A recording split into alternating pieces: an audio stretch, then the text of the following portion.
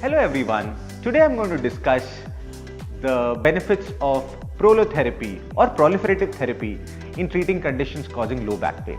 Now the conditions which are helped by prolotherapy are namely facet joint syndrome, sacroiliac joint syndrome, failed back surgery and also degenerative disc disease affecting multiple levels.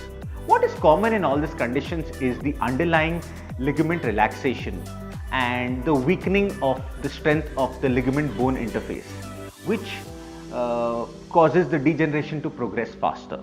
With prolotherapy, we are addressing the ligament bone interfaces, yielding a thick fibrous tissue over there, increasing the strength, making the ligaments which have become relaxed taut, thus helping in increasing the inherent strength of the lumbar spine segments and preventing the degeneration from progressing further.